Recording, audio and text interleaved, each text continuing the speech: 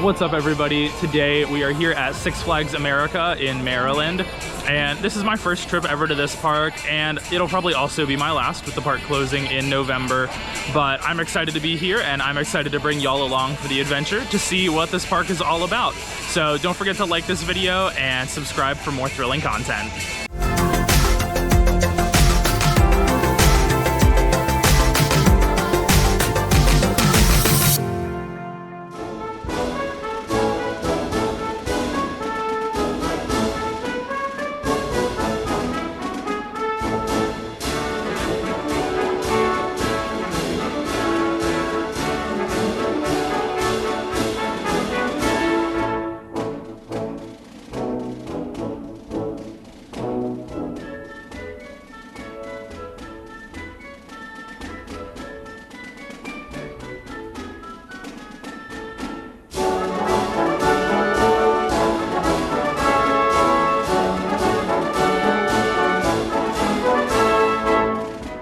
Located just 15 miles east of Washington, D.C., Six Flags America opened in 1974 as a drive-through safari called the Wildlife Preserve.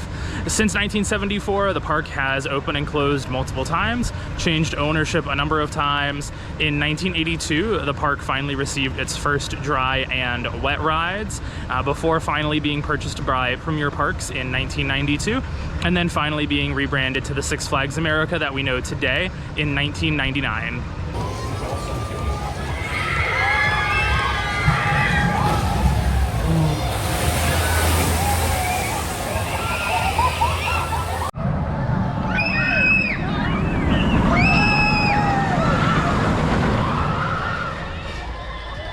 So far, it's been a really good start to the day here at Six Flags America, even despite some ride closures.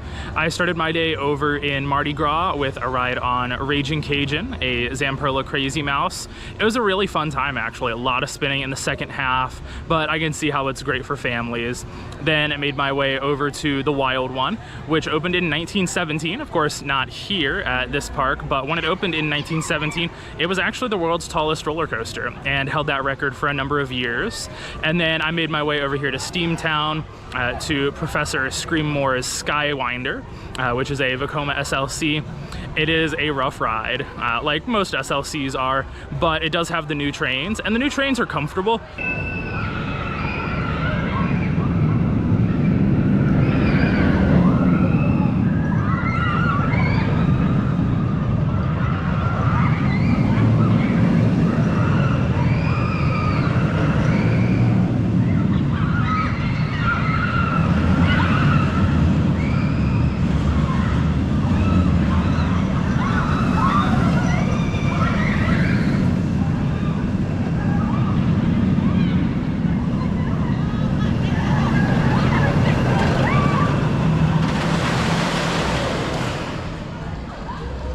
With Six Flags America set to permanently close on November 2nd, 2025, that leaves a big question of what happens to the park and what happens to the rides.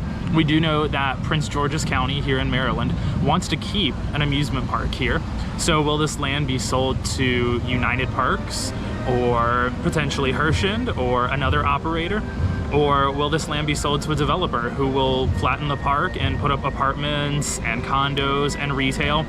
At this time, there just aren't answers to those questions, but we do know that the park goes up for sale in August, and we'll see what happens.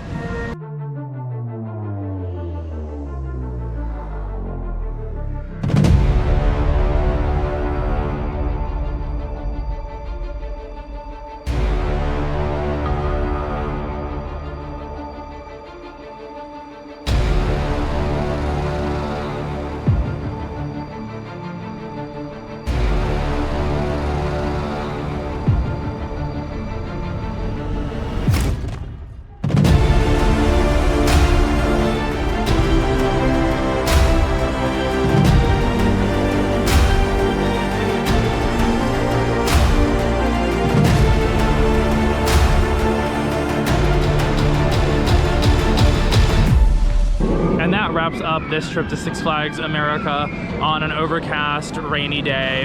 I'm glad I made it to this park once before it permanently closes in November, but at the same time, even if the park wasn't closing in November, I don't really see a reason that this would be a park that I return to. This park is plagued with attraction availability issues.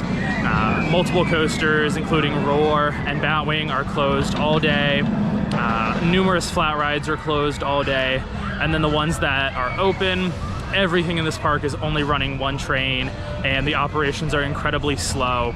So it's definitely not a great experience, but it is a nice park to be in, and I've enjoyed getting to experience it. Let me know in the comments what your favorite part of this park is, what you think is going to happen to these attractions in November when the park closes, and don't forget to like and subscribe. Thanks for watching.